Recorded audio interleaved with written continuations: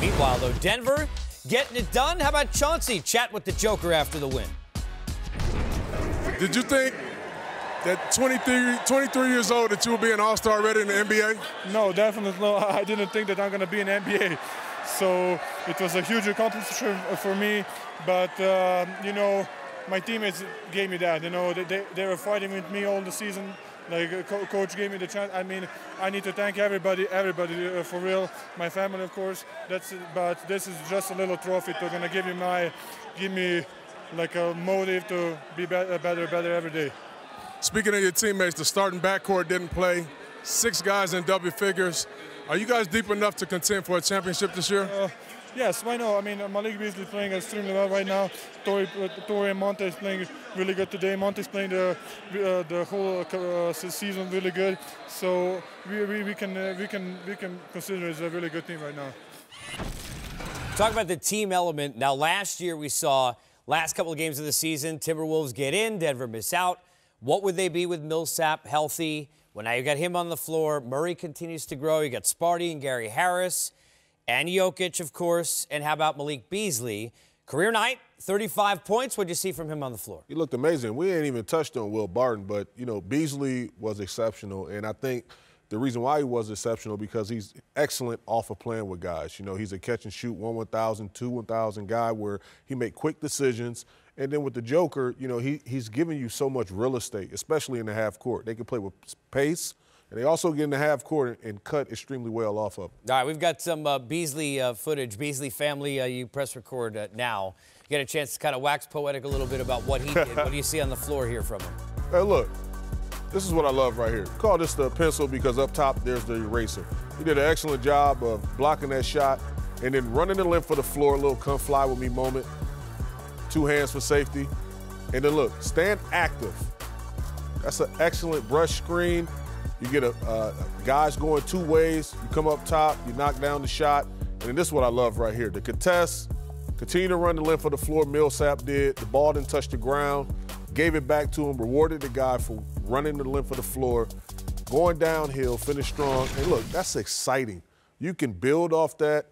And I just think they're trending in the right direction. They're going to be a force in the Western Conference. Well, let's talk about that because it all comes down to the playoffs. The irony here, and we'll talk about Houston and Harden in a second, is they were maybe a Paul injury away from getting to the finals on their end last year. And people look at the Nuggets, and regardless of all these great numbers, not just even the last 8, but all season long, Karan, it seems like people always say the following. Well, OKC, they could score, they could really defend, right? What if LeBron ... with the Lakers? And maybe if Houston gets healthy, why aren't people giving Denver enough credit to be maybe that team that gives Golden State the toughest run for their money? Well, whenever you get a chance to start watching the Nuggets, the Golden State Warriors, the cream of the crop, they continue to excel and start playing even better.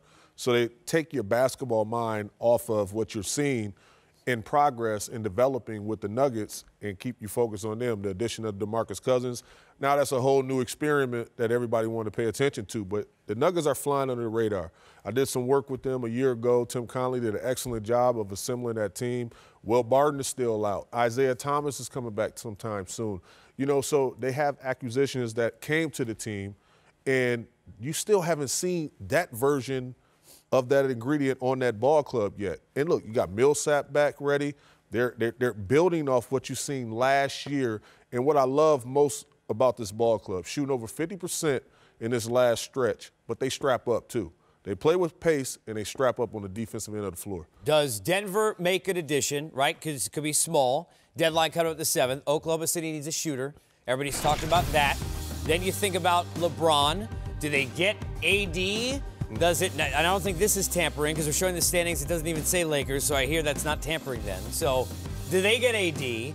The Jazz, we've heard about Conley, all kinds of different moves. Remember, last year, not always the big ones. You know, we saw the Sixers add, for example, Bellinelli and Ilyasova, and it was small. Now, we know nothing small about all the 30-point games in a row. As I've said, if you're playing a 9-year-old with a headset on 2K and doing that on rookie level every single game, it's still something. As somebody who knows, and you scored a lot of points, how difficult it is to put it in the basket. I know they lost the game, but what impresses you most about this streak?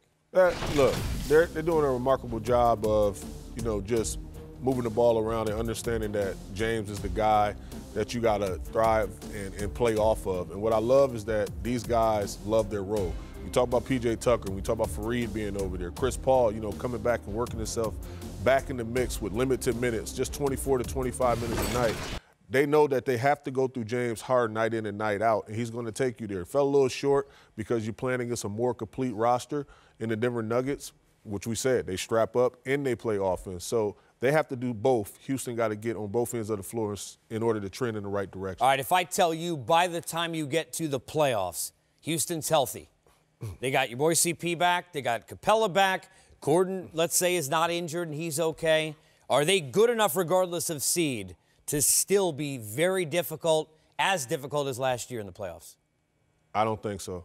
I think the second best team in the Western Conference right now can easily go to OKC or the Denver Nuggets. Okay. Is that because of the loss of the defense? Bamute, obviously. Yeah. Ariza. P.J. Tucker can't do it by himself. And James has done a great job. We had P.J. Tucker on Game Time a couple weeks ago. He said the effort. You can notice the effort. It's there. Look, he's not a great defender. But how they get in stops will be a question. A lot of things that you've seen with that team of the old don't show up in the stat sheet. So that's the difference between the Houston Rockets of last year and this year.